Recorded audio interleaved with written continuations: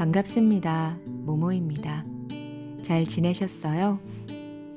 지난 시간 한국사 시리즈 첫 번째 이야기로 고조선에서부터 고구려까지 한반도 역사의 시작을 함께 살펴봤습니다. 오늘은 두 번째 시간입니다. 찬란한 문화를 꽃피운 백제, 불교와 제도를 기반으로 성장한 신라, 그리고 마침내 삼국을 하나로 묶어낸 통일 신라까지. 여기에 철 생산과 교역을 이뤘던 가야, 북방에서 또 다른 나라를 세운 발해의 등장까지 한반도 동쪽과 서쪽, 남쪽과 북쪽, 각기 다른 빛으로 존재했던 나라들. 그럼 고대의 나라들이 서로 경쟁하고 협력했던 시대의 이야기를 소개해 드리겠습니다. 지금부터 함께 하시죠.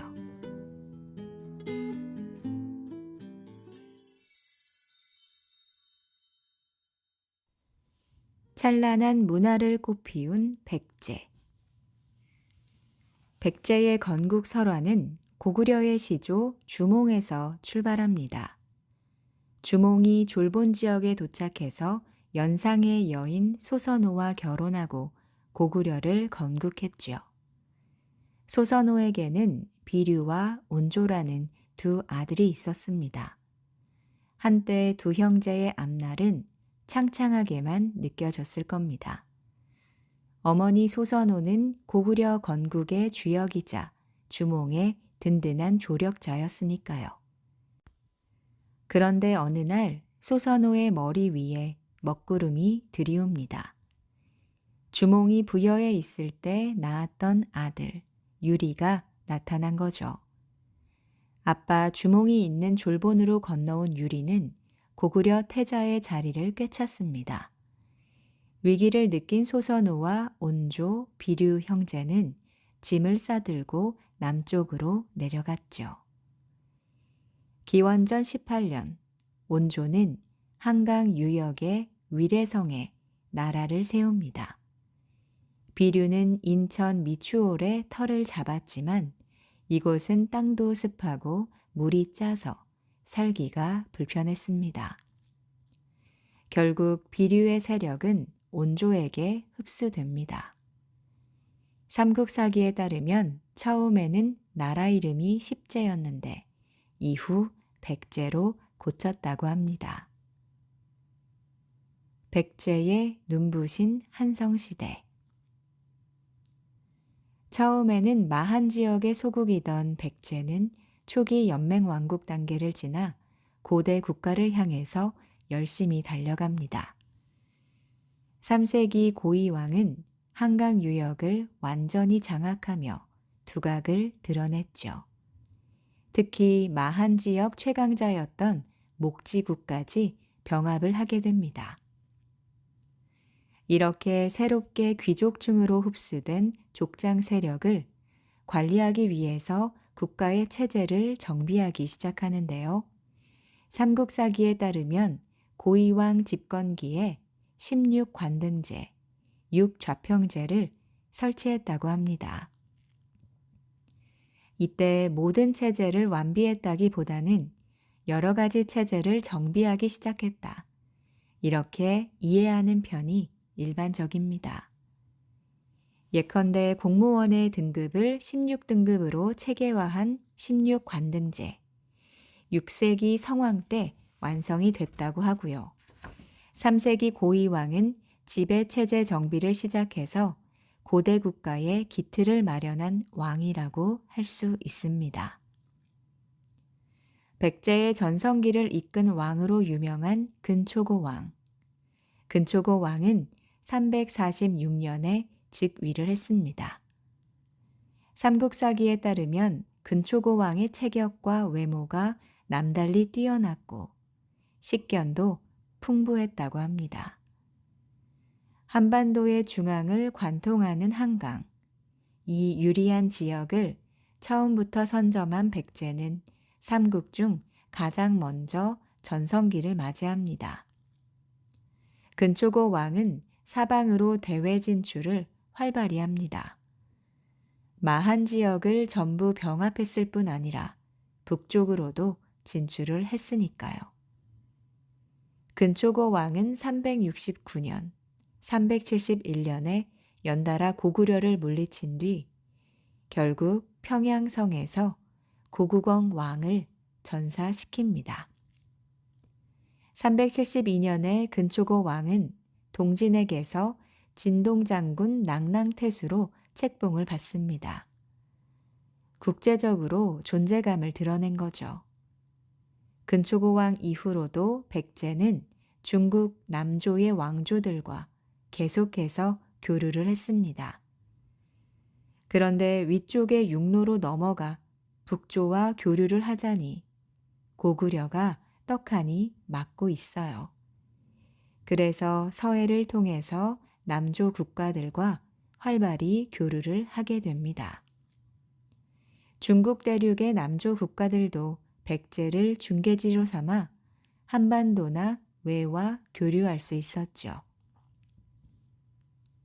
백제는 개방적인 국제 교류 환경 속에서 독창적이고 화려한 백제만의 문화를 발전시킬 수 있었습니다.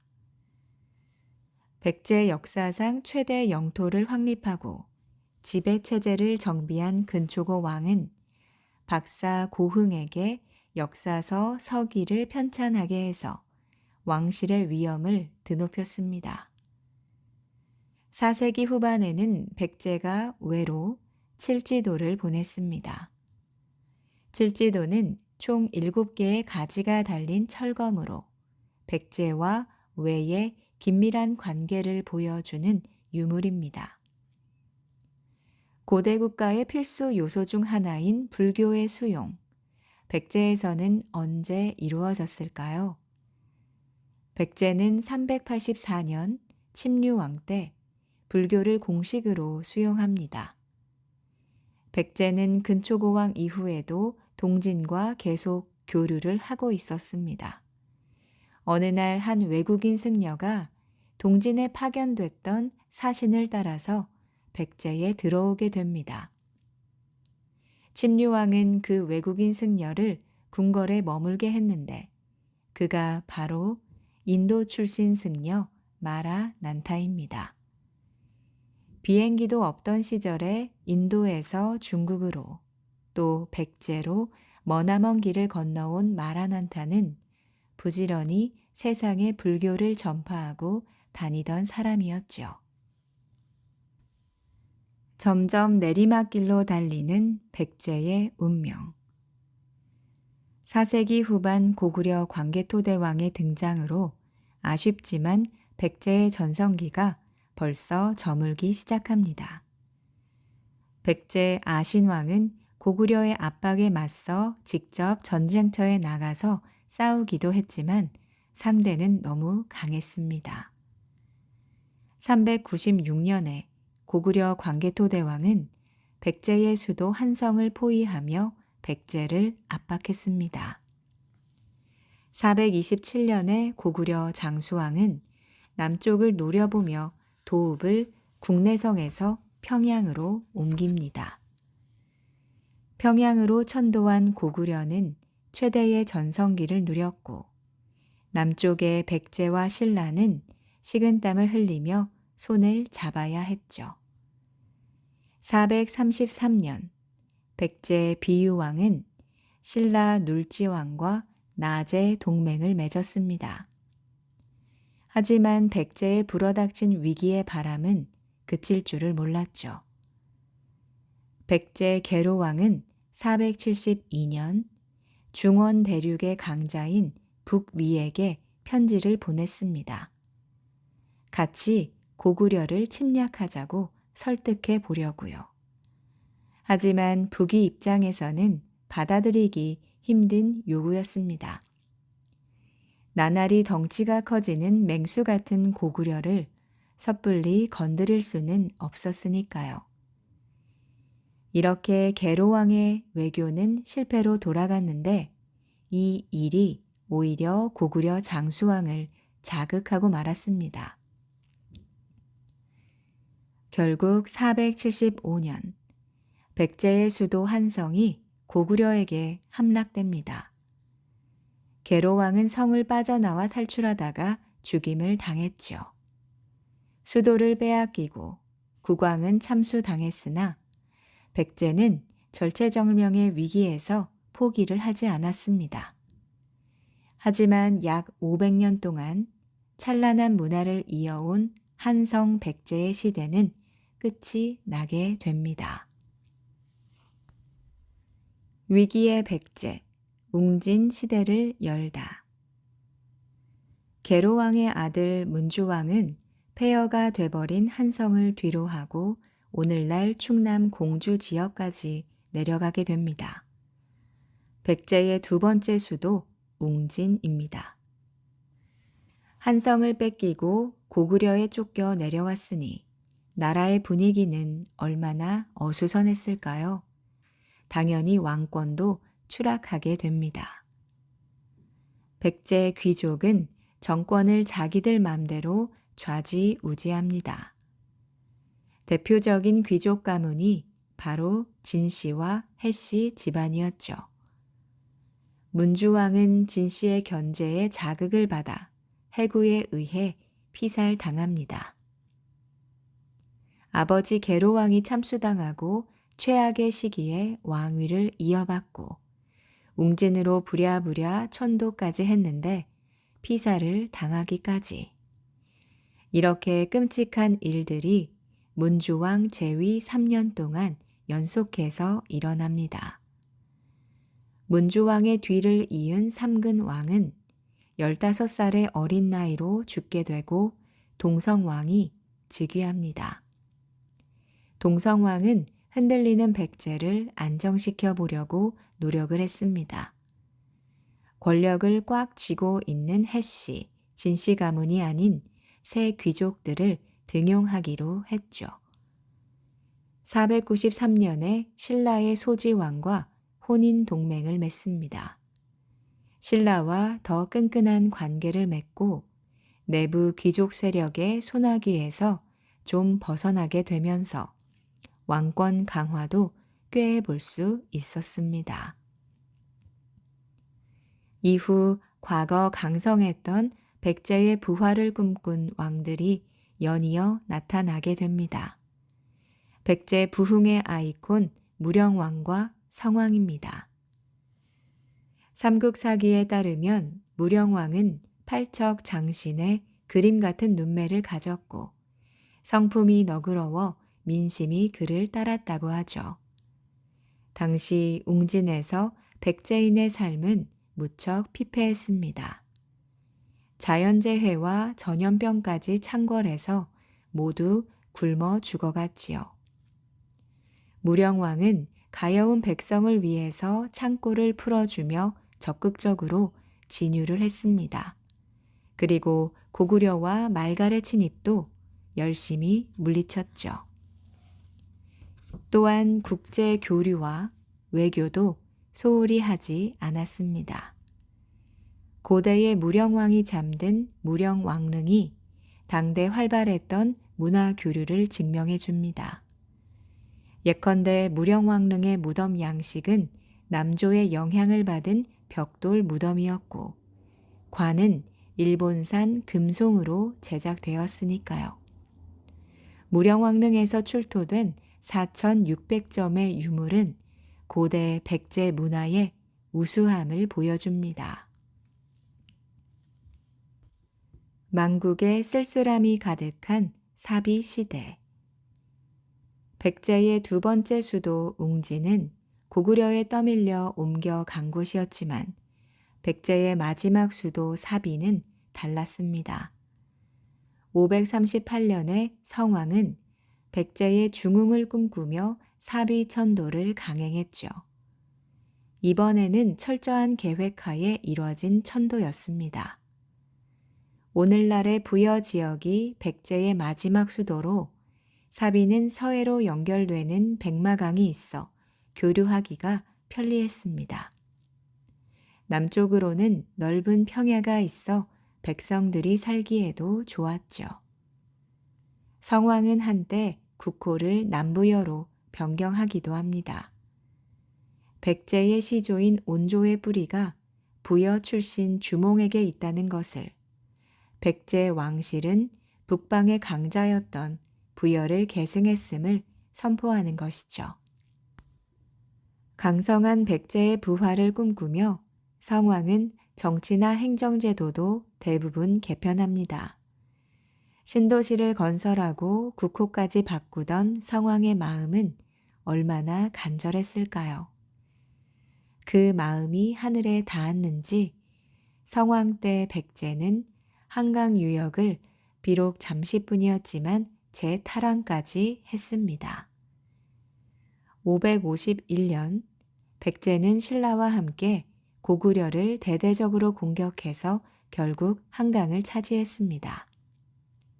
신라 진흥왕은 한강의 상류 지역을 점령했고 백제 성왕은 거의 100년 만에 한성을 포함한 한강 하류 지역을 되찾을 수 있었죠. 하지만 때는 6세기, 가장 뒤늦게 전성기를 맞이한 신라의 시대였습니다. 553년에는 한강 하류까지 신라가 차지하게 되었죠. 성왕은 554년 충북 옥천 지역에서 관산성 전투에서 전사하고 말았습니다. 온 힘을 다해 백제를 일으켜 세우려던 성왕의 죽음은 백제의 큰 슬픔을 가져왔지요. 이렇게 백제와 신라는 철천지 원수가 되었습니다. 백제의 마지막, 의자왕과 삼천궁녀. 혼란의 7세기가 열리고 백제 30대 무왕이 등극합니다. 서동과 선화공주 이야기에 등장하는 주인공이죠. 무왕은 익산으로 천도를 해서 새로운 백제 시대를 열고자 했습니다. 무왕의 꿈은 익산의 미륵사에 남아 있습니다. 미륵사지 석탑은 우리나라 최대 규모를 자랑하는 문화유산입니다. 이후 백제의 마지막 국왕 31대 의자왕이 등극합니다. 의자왕의 이름 뒤에는 늘 삼천궁녀라는 수식어가 따라붙곤 하죠. 방탕하고 부정적인 이미지를 갖고 있습니다. 하지만 사실 의자왕은 처음 15년간은 나라를 잘 다스렸습니다. 삼천궁녀의 전설도 후대에 부풀려진 이야기니까요. 의자왕은 백제가 멸망하기 5년 전까지 신라의 성 40여 개를 빼앗고 신라 서쪽을 방어하던 대야성을 함락하며 정복에 힘을 쏟았습니다. 이에 다급해진 신라가 당나라와 연합을 맺었죠. 당나라의 13만 대군과 김유신이 이끄는 신라의 5만 대군이 나당 연합군으로 백제를 향해 출발합니다. 당황한 백제 내부에서는 의견이 갈렸습니다. 그러는 동안 김유신의 신라군이 황산벌로 향하니 5천 명의 결사대를 이끄는 계백장군이 백제를 지키기 위해서 나섰습니다. 계백은 출정하기 전에 사랑하는 부인과 자식을 죽이고 출발을 했다고 전해집니다. 계백은 무너지는 백제를 지키기 위해서 죽을 각오로 전투에 임했습니다.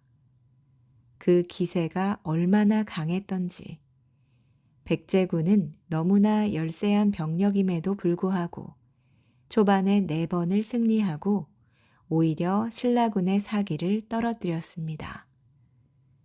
그러나 신라군의 사기를 다시 끌어올린 것들은 바로 청년 화랑입니다. 신라 장군의 아들 중에는 관창이라는 화랑이 있었습니다. 아버지의 동료의 힘을 내서 적진에 몸을 던진 관창은 백제군에게 붙잡혔죠.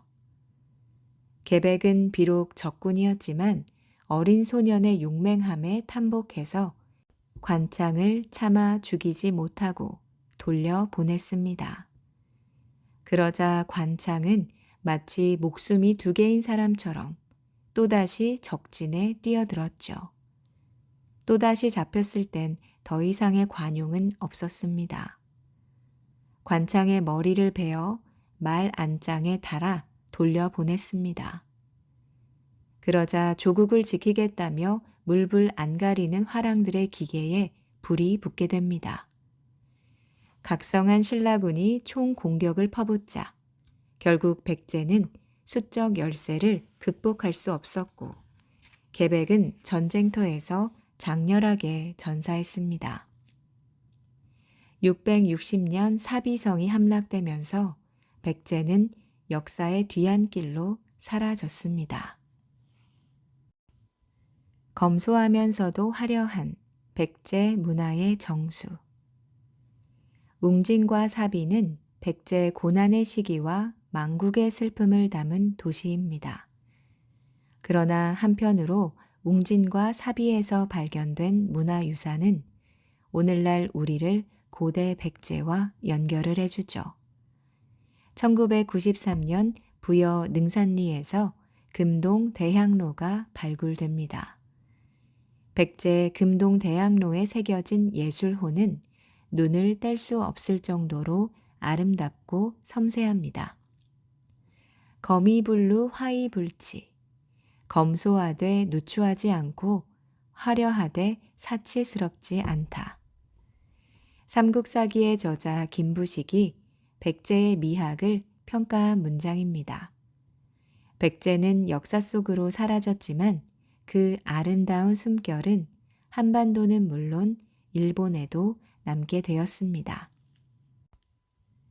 백제는 외에 불교 문화와 건축 기술, 천문이나 의학 등 여러 학문까지 전수해 주었습니다. 일본 최초의 본격적인 사찰이라고 불리는 아스카데라는 백제 장인들의 지도하에 세워졌죠. 그 전까지만 해도 외는 집이든 궁궐이든 나무 껍질을 지붕에 덮는 방식으로 건축을 했습니다. 백제의 영향으로 6에서 7세기 일본에서는 찬란한 아스카 문화가 꽃피우게 되었습니다. 백제의 건축 기술은 삼국 중에서도 단연 으뜸이었습니다. 일본 아스카 문화의 특징은 바로 불교입니다. 이 불교는 백제에서 건너간 것이었죠. 6세기 중반 백제의 성왕이 승려 노리사치계를 보내 불상과 불경을 전해 주었습니다. 그 뒤 도심, 다메를 비롯해 승려 16명이 일본으로 건너가 도와주었죠. 백제는 불교뿐 아니라 여러 분야의 기술자들을 일본에 보내서 기술을 전해 주었습니다. 또한 백제는 유교와 한자도 전해 주었습니다. 백제의 학자 아직기와 왕이는 논어와 천자문을 전해 주었고 단양이 고안무 등 오경박사들과 의학, 역학, 천문, 지리, 점술 등 각 분야의 전문가들도 일본으로 건너갔습니다. 또한 신라 선덕여왕 때 세운 82m짜리 거대한 황룡사구층 목탑은 신라를 중심으로 주변 9개국을 제압하겠다는 의지를 담은 탑입니다. 이 탑을 어떻게 세울지 신하들과 논의할 때도 백제가 언급되었습니다. 신라에서는 거대한 건축물을 세울 때 장인이 없었던 것이죠. 결국 백제의 장인을 초청해서 기술을 지원받아 건설할 수 있었음을 알 수 있습니다. 현재 백제의 대표적인 유산들은 유네스코 세계유산으로 등재돼 사람들에게 많은 사랑을 받고 있습니다. 가장 늦게 전성기를 맞이했던 신라. 한반도에서 가장 오랫동안 존속한 나라는 어디일까요? 천년간 영화를 누린 고대 국가 신라는 진안의 소국 중 하나였던 사로국에서 시작됩니다. 신라의 시조 박혁거세는 여섯 촌장의 추대를 받아서 기원전 57년 사로국의 왕이 되었습니다. 이때 나라 이름은 서라벌, 왕에게는 거서간이라는 호칭을 썼죠. 그러다 서기 4년 박혁거세의 아들 남해왕이 되는데 이때 왕은 무당을 뜻하는 차차웅으로 불렸습니다. 신라 3대 유리왕이 24년에 왕위에 올랐을 때 이사금이라는 칭호를 썼는데 이때 이사금은 이자국을 뜻합니다. 치아 개수가 많은 연장자가 왕위를 계승했다고 해서 붙은 호칭입니다. 아직 부족 연맹국가였던 수준인 시기, 신라는 박씨, 석씨, 김씨가 번갈아 가면서 왕위를 이었습니다. 초기에는 박씨와 석씨 계열이 주로 왕좌에 올랐는데 17대 내무랑대부터 줄곧 김씨가 왕위를 차지하게 됩니다. 나라의 기틀을 다진 버풍왕. 내무랑 때 신라의 왜군이 쳐들어오자 고구려의 광개토 대왕이 지원군을 보내줍니다. 그 덕에 신라는 위기에서 벗어났지만 고구려의 내정 간섭을 받게 되었습니다. 21대 소지왕 때는 나라가 안팎으로 고달팠고요. 나라의 천재지변이 닥친 가운데 고구려와 말갈이 북쪽을 휘저었고 왜군은 해안가로 쳐들어와 온갖 약탈을 일삼았습니다. 게다가 고구려는 427년에 평양으로 수도를 옮긴 뒤 남진 정책에 열을 올리고 있었죠. 고구려가 전성기를 맞은 5세기 신라 소지왕과 백제 동성왕은 고구려에 맞서기 위해서 나제 동맹으로 뭉쳤습니다. 6세기로 진입하면서 신라는 드디어 어깨를 펴기 시작합니다. 국력을 키우는 시작점에서 국가의 기강을 잡은 왕은 22대 지증왕입니다. 지증왕 때 국명이 신라로 확정되었고 비로소 왕이라는 호칭을 사용하게 됩니다. 내부 체제를 정비하고 국내에 주, 군, 현을 설치하죠. 512년에는 이사부가 울릉도 지역에 있던 부족국과 우상국을 정벌하기도 합니다. 그리고 514년 버풍왕이 23대 왕으로 등극합니다. 지증왕의 패턴을 넘겨받아 버풍왕은 중앙집권 체제를 완성했습니다. 현재의 국방부와 같은 병부를 설치하고 율령을 반포했고 관리의 관복색상으로 등급을 구분했죠. 국가의 군대와 법이 생겼고 관직이 정리되면서 체계가 척척 잡혀갔습니다. 534년에는 상대등이라는 벼슬을 새로 만들어 나랏일을 총괄하게 했습니다. 상대등은 귀족 회의의 우두머리로 오늘날 총리와 같은 최고위 관직이었죠. 버풍왕은 안으로 과감히 개혁을 펼치면서 바깥으로 영토까지 확장합니다. 532년에 금관 가야가 신라로 병합되었습니다. 버풍왕의 가장 유명한 업적은 누가 뭐라 해도 불교 공인일 겁니다. 이미 눌지왕 때 승려 무코자가 들어온 이후로 신라의 불교가 퍼져 있었는데 전통적으로 토속 신앙을 믿고 있던 데다 귀족들이 불교를 거부하기 시작합니다. 그러나 2차 돈의 순교 덕분에 버풍왕이 불교를 공인했고 국가에서 공식 인정한 불교는 왕권을 받쳐주는 새로운 이념이 되었습니다. 2차 돈의 죽음은 신라에서 불교를 받아들이기가 매우 어려웠다는 걸 말해주는 사건입니다. 이차도는 불교로 강력한 왕권을 세우려는 버풍왕과 그에 반발하는 귀족들 사이에서 죽음을 자청한 충신이었습니다. 한강을 차지하며 전성기를 이끈 진흥왕. 버풍왕 다음으로 신라의 명실상부한 전성기 왕, 바로 진흥왕입니다. 진흥왕은 불교의 토속신앙을 더한 대대적인 행사를 열었는데 이것이 바로 팔관회입니다. 모두가 함께 즐기던 팔관회를 통해 불교는 호국 종교로 자리 잡게 됩니다. 그리고 그 속에서 신라인들은 함께 뭉칠 수 있었죠. 백제 성왕이 관산성 전투에서 전사하면서 한강 일대의 주도권은 신라가 장악합니다. 진흥왕은 백제와 연합해 덤빈 대가야를 정복해서 가야의 종말을 고했고 옛 옥저와 동해 땅까지 차지해서 영토를 넓혔습니다.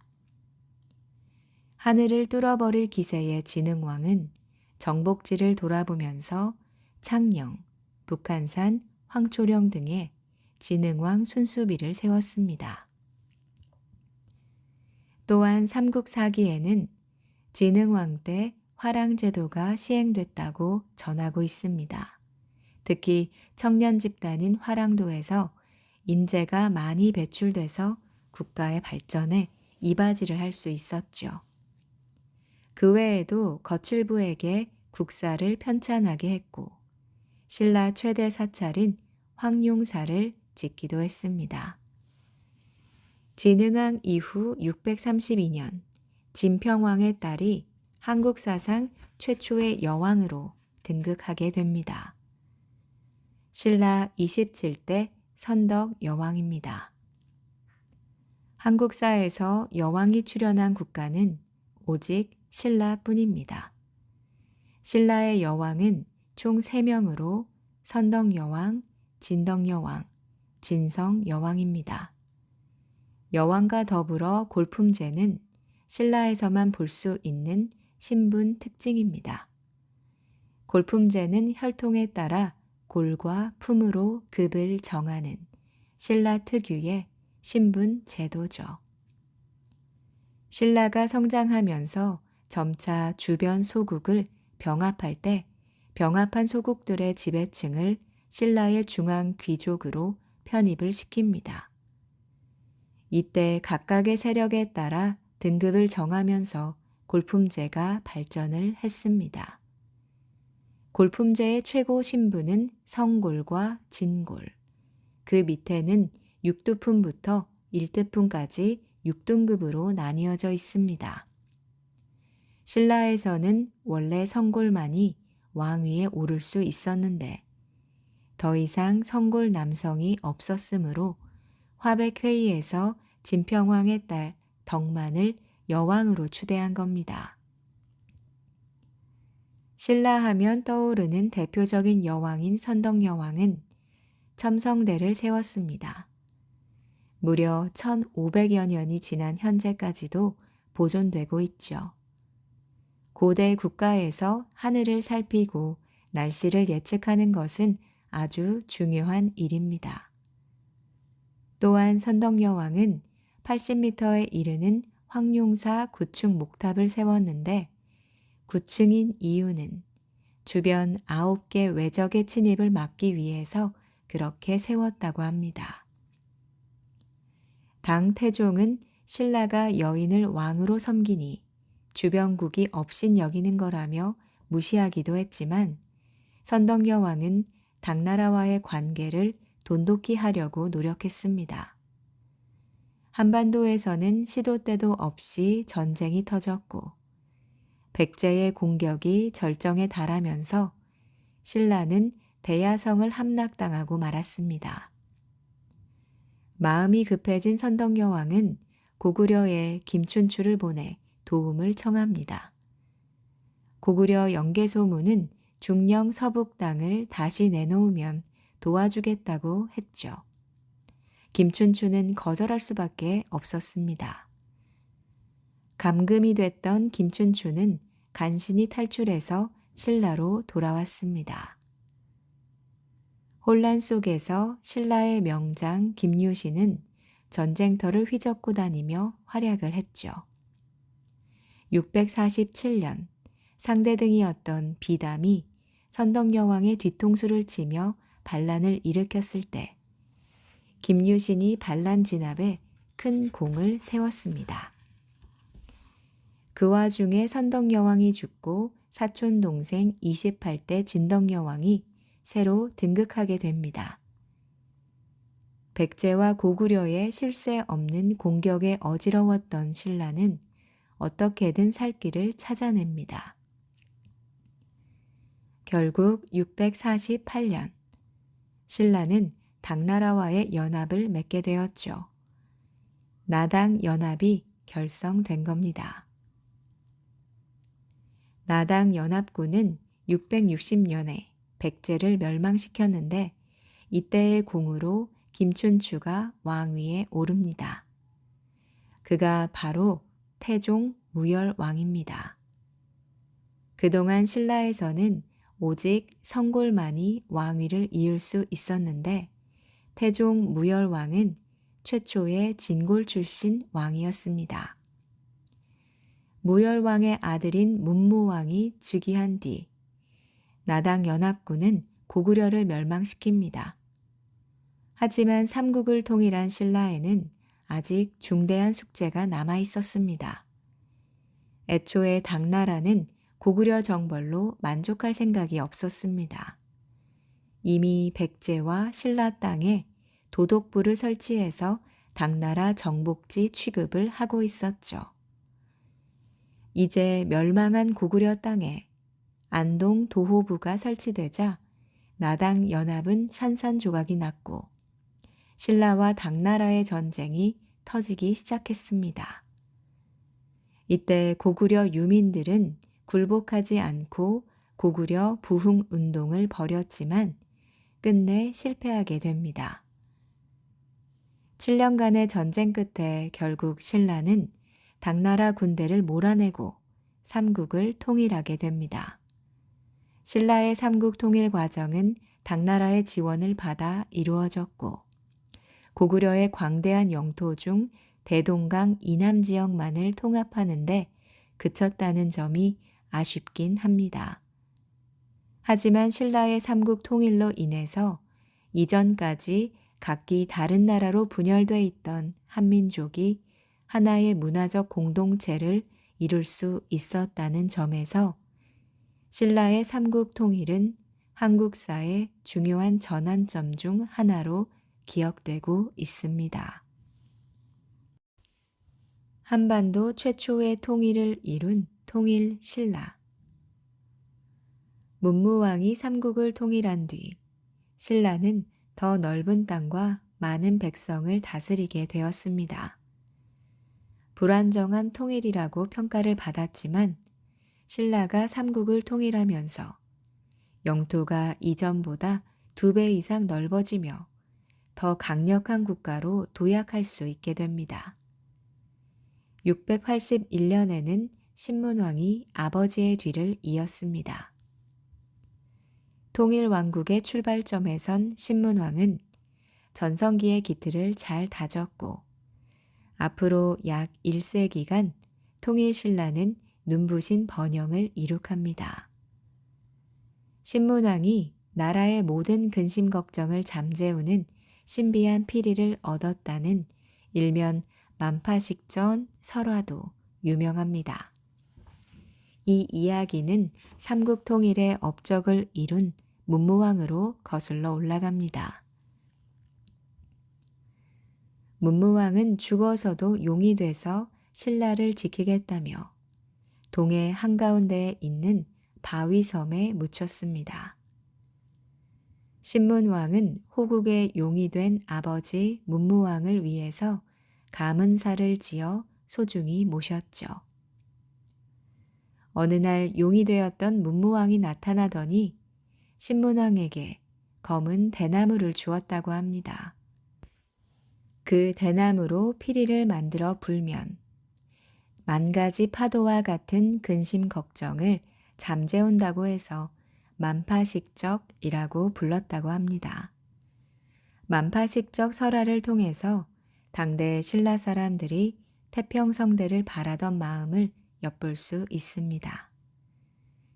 신문왕은 수많은 업적을 남기며 나라를 안정시킨 왕으로 평가되고 있습니다. 피터지는 왕위 쟁탈전의 시작. 한편 698년 대조영이 발해를 건국합니다. 남쪽에서 사만을 통일한 신라와 북쪽에서 고구려를 계승한 발해가 공존했던 7세기 후반에서 10세기 후반. 가끔 왜구가 쳐들어오긴 했지만 비교적 평화가 이어졌죠. 하지만 경덕 왕이 왕위에 오를 때쯤 귀족들의 누적된 불만이 조금씩 튀어나오고 있었습니다. 귀족들이 꿈틀꿈틀 하던 시기였지만 그래도 경덕 왕은 비교적 안정적으로 왕권을 유지했습니다. 무엇보다 경덕 왕은 통일신라 최고의 걸작을 남긴 왕이니까요. 예컨대 재상 김대성이 세운 석굴암과 경덕왕 때 짓기 시작해서 해공왕 때 완성한 불국사는 유네스코 세계문화유산에 등재가 되었습니다. 이렇게 눈부신 문화적 성취를 이룬 경덕왕은 왕위를 물려줄 자식이 없었습니다. 그래서 왕비를 내쫓고 만월 부인을 새로 들여 드디어 아들을 낳게 되었죠. 그 아들이 바로 36대 해공왕입니다. 이때까지만 해도 그의 어린 아들이 신라 몰락의 아이콘이 되리라고는 누구도 생각하지 못했을 겁니다. 8살짜리 왕과 태후 만월 부인의 섭정 아래 귀족들의 반발은 점점 더 격렬해집니다. 툭하면 반란이 터졌고 주동자를 처형하길 반복하다 결국 해공왕까지 살해당하게 됩니다. 이것이 본격적인 신라의 비극의 서막이었습니다. 해공왕을 죽이고 37대 선덕왕이 즉위합니다.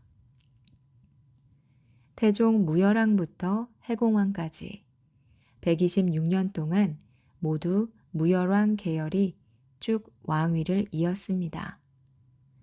그러나 선덕왕은 내물왕의 후손이었죠. 귀족들 사이에서는 묘한 분위기가 흘렀습니다. 왕의 직계가 아니어도 왕이 될 수 있다. 그렇다면 나도 왕이 될 수 있겠구나. 이런 욕심이 생긴 거죠. 이때부터 피 터지는 왕위 쟁탈전이 시작이 됩니다. 150년 동안 20명이 넘는 왕위 즉위를 했다니 이때의 혼란스러움이 상상이나 되시나요? 중앙에서는 왕위 쟁탈전이 일어나며 정세가 어지러워지자 지방에서는 각종 난이 일어납니다. 조카 애장왕을 살해하고 왕이 된 헌덕왕 때는 김원창의 난이 일어났습니다. 김원창은 충남 공주 지역에 위치한 웅천주의 장관인 도독이었습니다.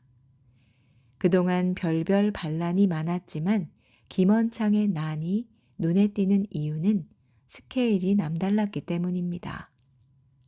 웅천주에서 새 나라를 세우더니 국호는 장안, 연호는 경운이라고 선포까지 했으니까요. 하지만 관군에게 빠르게 진압되며 결국 김원창은 마지막 순간 자결하고 말았습니다. 이렇게 각종 봉기와 난은 작은 실개천처럼 모여서 역사의 물줄기를 조금씩 바꾸기 시작합니다. 삼각무역을 주도한 해상왕 장보고. 중앙정부가 통제력을 잃은 가운데 서해안에는 해적이 수시로 나타납니다. 신라인을 납치해서 당나라의 노비로 팔아넘기고 약탈을 일삼았죠. 장보고는 본래 미천한 출신이라 신라의 골품제 사회에서는 재능을 마음껏 펼칠 수가 없었습니다. 그래서 당시 세계의 중심이던 당나라로 넘어가서 군인 신분으로 성공을 이뤘죠. 당나라는 중원 대륙의 역대 주인 중에서도 가장 개방적이고 국제적인 나라였습니다. 이런 환경에서 장보고는 세상을 넓게 보는 안목을 키웠습니다. 828년에 신라로 귀국한 장보고는 흥덕 왕에게 해적을 소탕하자고 건의합니다. 이에 흥덕 왕은 장보고에게 10,000명의 군사를 징벌하도록 허락을 했고 청해진 대사라는 벼슬도 내려줍니다. 장보고는 해상 교통의 요충지였던 완도에 청해진을 설치했습니다. 군사력을 갖춘 장보고는 청해진에서 해적을 깨끗하게 소탕하더니 더 나아가서 당나라와 일본을 잇는 삼각 무역까지 주도를 하게 됩니다. 시대를 한참 앞서가며 성공을 일궈낸 장보고는 국제적인 영향력을 미치며 엄청난 부를 축적합니다. 장보고가 해상왕으로 활약하는 동안 조정에서는 피비린내 나는 왕위 쟁탈전이 또 이어집니다. 귀족들은 장보고에게 군사 지원을 받기도 했는데 장보고의 도움을 받은 인물이 왕이 된 경우도 있었습니다. 막대한 영향력을 갖게 된 장보고는 골품제의 벽을 뚫고 중앙 정계에 발을 들이려고 합니다. 하지만 결국 시대적인 한계에 부딪히고 말죠. 중앙 귀족은 장보고의 세력이 더 이상 팽창하기를 원하지 않았습니다. 결국 846년 장보고는 중앙 귀족이 보낸 자객에게 암살을 당하게 됩니다. 그 자객은 한때 장보고가 믿었던 부하였죠. 이렇게 장보고가 쏘아 올린 공으로 지방 각지에서는 호족이 들고 일어나기 시작합니다. 모래성 같던 중앙정부의 힘이 와르르 무너진 것은 진성여왕 때였습니다. 진성여왕은 삼촌인 위홍과 사랑에 빠져 정을 통했고 위홍이 죽은 뒤에는 젊고 아름다운 남자들을 궁에 끌여들였다고 하죠. 이러한 후대의 기록은 진성여왕을 음란한 이미지로 그려냈습니다. 진짜 문제는 여왕의 남자들이 요직을 꿰차고 앉아서 국정을 도맡았다는 점이었죠. 해공 왕 때부터는 위태롭던 조정의 기강은 더욱 문란해졌습니다. 나라가 어수선한 와중에 세금이 제대로 거칠 리가 만무했죠.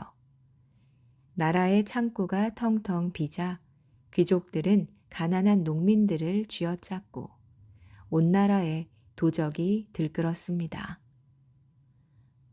이로써 신라의 중앙정부는 지방을 통제할 능력을 완전히 잃게 됩니다. 이때 몰락하는 신라를 개혁하려는 인물이 있었으니 바로 최취원입니다.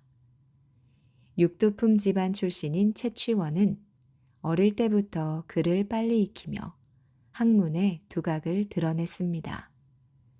하지만 골품제 사회에서 육두품이 오를 수 있는 벼슬에는 한계가 있었죠. 그래서 최취원의 아버지는 더 넓은 세상에서 재능을 펼치길 바라며 핏덩이 같은 12살의 아들을 당나라로 유학을 보냅니다. 당나라로 떠나는 배를 타기 전 최취원의 아버지는 이렇게 말했다고 하죠. 10년 안에 과거급제를 하지 못하면 내 아들이라고 하지 마라.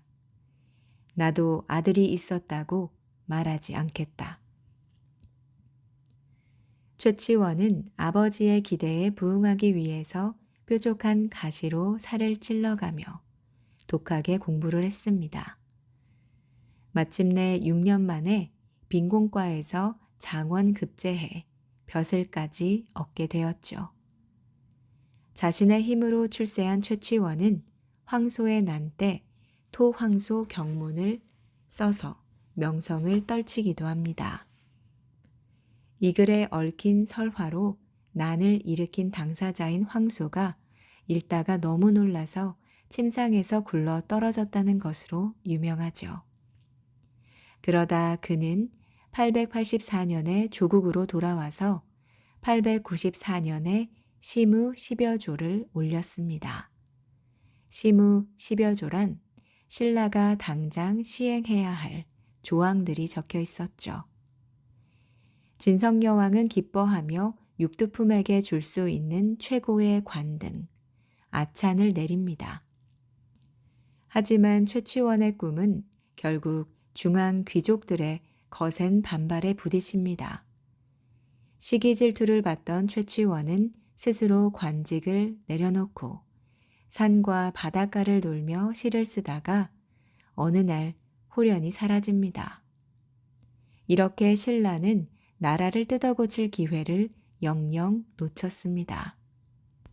결국 신라는 삼국 통일의 빛바랜 영광을 뒤로한 채 어느덧 한반도는 각지에서 지방 호족이 할거하는 후삼국 시대로 접어듭니다. 고대 한반도의 삼국 시대에는 고구려, 백제, 신라 외에도 독립된 세력이 하나 더 있었습니다. 철의 왕국이라고 불리는 베일 속의 나라, 바로 가야입니다.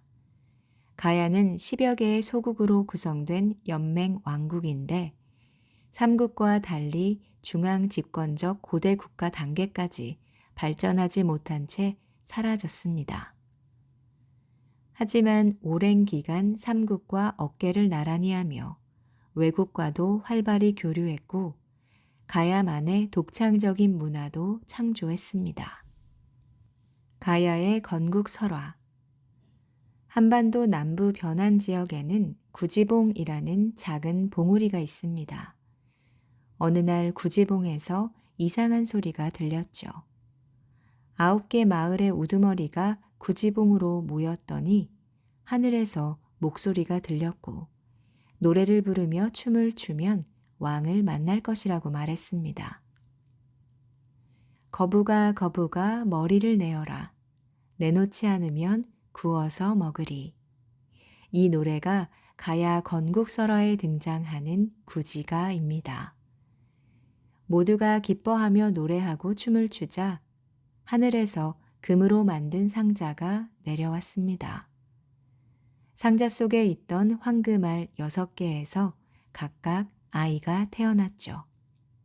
그중 제일 먼저 모습을 드러낸 이가 바로 김수로입니다. 김수로는 금관 과야의 왕이 돼서 나머지 소국들을 이끌었습니다.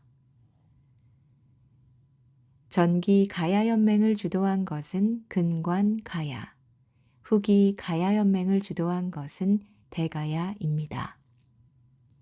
약 500년간 한반도 남부에서 존속했던 가야는 철의 강국이었습니다.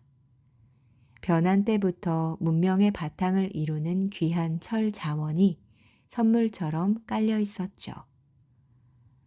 가야인들은 철제 도구 제작에 고수였고 우수한 철제 농기구는 농업 생산력을 끌어올려 주었습니다. 게다가 철제 무기와 투구, 철가복과 같은 가야의 유물을 보면 전장에 나서는 용맹한 가야 전사들이 눈앞에 그려질 정도입니다. 가야는 철제 갑옷을 잘 만들었습니다. 특히 철기 문명의 꽃이라 불리는 말의 갑옷까지 만들었어요. 흥미로운 점은 가야의 여전사가 있었다는 점입니다. 이들은 철갑 옷과 함께 철제 투구로 무장한 가야의 여전사들이었죠. 가야의 철제도구는 주변 나라에서도 인기가 많았습니다. 특히 가야는 남해안과 맞닿아 있어서 주변국과 물길을 통해서 교류하기 좋았습니다. 이렇게 가야는 바다를 주름잡는 해상 강국이 됩니다. 이렇게 철을 팔아서 부유해진 가야는 화려한 문화를 꽃피게 되는데요. 가야의 문화는 신라보다 훨씬 수준이 높았습니다. 그런데 어째서 사람들은 고구려, 백제, 신라, 가야를 사국시대 이렇게 하지 않고 가야를 뺀 삼국시대로 이야기하는 걸까요?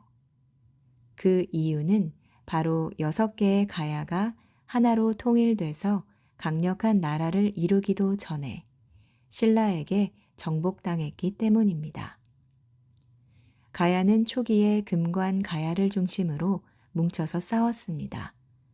그러나 금관 가야가 쇠약해진 다음 고령의 대가야를 중심으로 뭉쳐 백제와 손잡고 신라에 맞서게 됩니다. 562년 신라 장군 이사부가 이끄는 군대의 공격을 받고 마침내 대가야는 무너지게 됩니다. 이때 하만의 아라가야, 고성의 소가야도 함께 멸망했죠. 500여 년 동안 지속되어 온 가야는 이를 마지막으로 역사에서 자취를 감추게 됩니다. 가야는 아름다운 문화를 가지고 있죠. 그렇지만 나라가 망한 뒤 수많은 가야 사람들은 신라로 가게 되었습니다. 그래서 신라의 유명한 사람들 중에는 가야가 멸망한 뒤 신라로 간 사람이나 그 후손들이 많이 있습니다. 예를 들어 신라의 가장 유명한 장군, 바로 김유신도 가야 왕족의 후손입니다. 학자로 이름을 떨친 강수와 가야금을 만든 악사 우룩 역시 모두 가야 사람입니다. 신비의 나라 발해. 발해는 고구려가 멸망한 뒤 그 땅에 다시 들어선 나라입니다. 그런데도 발해는 우리들에게 오랫동안 잊혀진 나라였죠. 조선시대 유학자들은 우리 역사가 삼국, 신라, 고려, 조선으로 이어져 왔다고 생각했습니다. 그래서 발해를 우리 역사에 포함시키지 않았죠. 그런데 조선 후기의 실학자 유득공은 발해고라는 책을 써서 남북국 시대를 주장했습니다. 그는 발해는 엄연한 우리의 역사라며 남쪽에는 신라, 북쪽에는 발해가 있었던 시기를 남북국 시대라고 주장했습니다. 발해는 소수의 고구려인이 다수의 말가린을 다스리는 나라였다고 합니다. 정확히는 알 수 없지만 고구려인이 약 40%, 말가린이 약 60%였다고 하죠. 그렇다면 고구려를 계승한 나라라고 할 수 있을까요? 오히려 말가린의 나라라고 하는 편이 맞을까요? 실제로 지금도 러시아와 중국의 학자들은 발해를 말가린의 나라라고 주장하고 있습니다. 발해가 우리 역사인 이유. 그런데 말가린은 어떤 사람들일까요? 말갈은 중국인들이 붙여준 이름입니다. 중국인들은 넓은 만주 일대에 흩어져 살고 있는 사람들을 통틀어 말갈이라고 불렀습니다. 송말 말갈은 송화강 근처에 사는 사람들, 백산 말갈은 백두산 일대에 사는 사람들, 흑수 말갈은 흑룡강 근처에 사는 사람들을 가리켰죠. 그런데 중국인들이 말갈이라고 부르는 사람들은 실은 대부분 고구려 유민이었습니다. 원래 고구려는 우리 민족 외에도 말갈, 거란 등 여러 종족들로 이루어진 나라였습니다. 마치 지금의 미국이 백인, 흑인, 아시아인 등 여러 종족으로 이루어진 나라처럼 말이죠. 고구려가 멸망한 뒤에 이들은 그대로 옛 땅에 살고 있었습니다. 그러니까 고구려 유민에는 우리 민족뿐 아니라 말갈 출신 고구려인도 있고 거란 출신 고구려인도 있었던 거죠. 발해는 바로 이런 사람들의 나라였습니다. 발해인들이 스스로를 어떻게 생각했는지 알아보면 더 분명해질 겁니다. 발해의 문왕은 외국에 보내는 국서에서도 스스로를 고려 왕이라고 했습니다. 여기서 고려는 고구려를 말하죠. 또 일본이 발해에 보낸 국서에는 발해 왕을 고려왕이라고 부르고 있습니다. 속일본기라는 일본 역사책에도 발해에서 간 사신을 고려 사신으로 기록하고 있습니다. 발해의 왕들은 스스로를 고구려의 계승자로 생각했고 외국에서도 그렇게 인정하고 있었죠. 신라의 학자 최치원 역시 발해를 고구려를 계승한 나라로 알고 있었습니다. 그는 이렇게 말했죠. 지난날의 고구려가 오늘의 발해다. 발해를 세운 대조영. 이제 발해가 어떻게 건국됐는지 알아보겠습니다. 고구려가 멸망할 때 약 20만 명의 고구려인들이 당나라로 끌려갔습니다. 끌려간 사람들은 당나라 이곳저곳으로 흩어져 살게 되었죠. 요하의 서쪽, 그러니까 요서 지방에 있는 영주라는 곳에는 그렇게 끌려온 고구려인들이 많이 살고 있었습니다. 고구려인 외에도 거란인, 말갈인들도 함께 살고 있었죠. 대조영은 영주에 사는 고구려인이었습니다. 그런데 영주에 사는 거란인들이 반란을 일으켰고 영주 도독 조문회가 당나라인이 아닌 사람들을 몹시 학대했기 때문입니다. 이 반란에 고구려인과 말갈인들도 참여를 했습니다. 말갈인 걸사비우, 대조영의 아버지 걸걸 중상이 이들의 지휘자였죠. 당나라는 반란을 진압하기 위해서 군사를 보냈지만 별 성과 없이 시간만 끌었습니다. 걸사비우와 걸걸 중상은 기회를 봐서 무리를 이끌고 영주를 탈출해서 동쪽으로 도망쳤죠. 당나라는 장군 이해고를 보내서 뒤쫓게 했습니다. 걸사비우 군과 당군 사이에 먼저 전투가 벌어졌는데 이때 걸사비우는 전사하고 말았습니다. 살아남은 말갈인들과 고구려인들은 천문령에서 당군을 맞아 결전을 벌입니다. 천문령은 만주 길림에 있는 밀림지대로 아주 험준한 곳이었죠. 대조영은 숲속에 군사들을 매복시켰다가 당군을 기습해서 전멸시켰습니다. 대조영은 무리를 이끌고 송화강을 건너 동모산으로 갔습니다. 지금의 만주 길림성 도나시 현유향에 있는 성산 자산이 바로 그곳입니다. 고구려의 옛 땅이었죠. 대조영은 동모산 기슭에 궁궐과 성을 짓고 이곳을 도읍으로 정하고 나라를 세웠습니다. 나라의 이름은 진국. 이때가 698년 고구려의 평양성이 함락당한 지 꼭 30년이 되는 해였습니다. 해동 성국이라 불린 발해. 진국은 눈부시게 성장했습니다. 돌궐과 신라의 사신을 보내서 화친을 맺고 고구려의 옛 땅을 차례차례 손에 넣으면서 날로 강성해져 갔습니다. 당 현종도 어쩔 수 없이 사신을 보내서 화해를 청했지요. 그러면서 대조영을 발해 군왕이라고 불러주었습니다. 이것은 진국을 인정한다는 뜻이었죠. 이때부터 진국은 발해라고 불리었습니다.